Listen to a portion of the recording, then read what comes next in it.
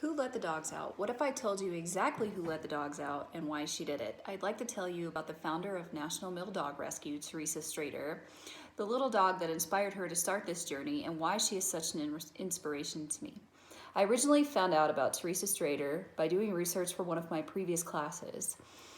It wasn't until I moved to Colorado Springs and had the opportunity to listen to her speak and to actually meet her in person that I was totally taken aback by how down to earth and humble she was, and how many dogs she's actually helped along the way.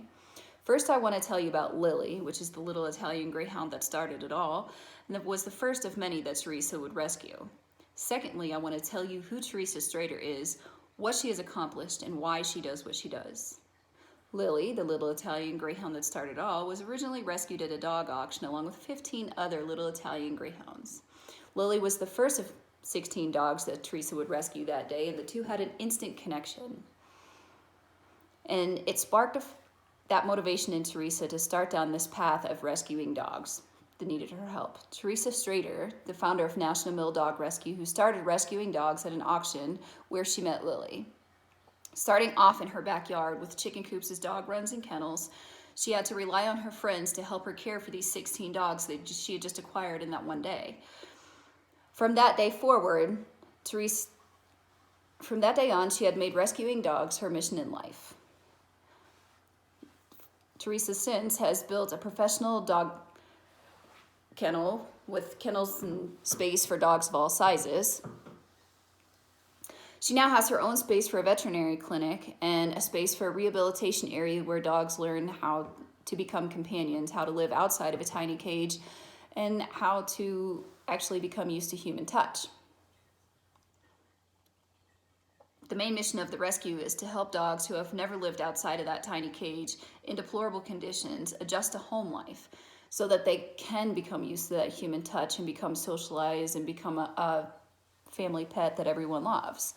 So, relying entirely on volunteers and donations, Teresa founded National Mill Dog Rescue.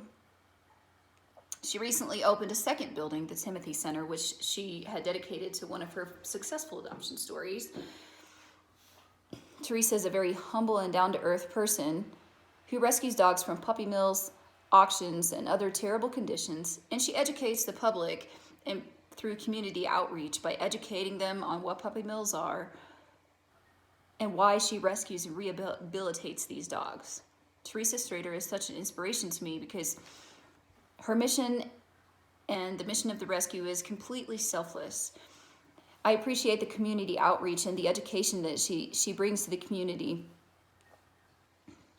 to help keep people informed of what puppy mills are and why people shouldn't buy from pet shops. Starting off with chicken coops and as dog runs and kennels in her backyard, the miles that her team has come to rescue these dogs and the motivation that they've had, regardless of how tired, hungry, or broke they may have been along the way, is completely inspiring.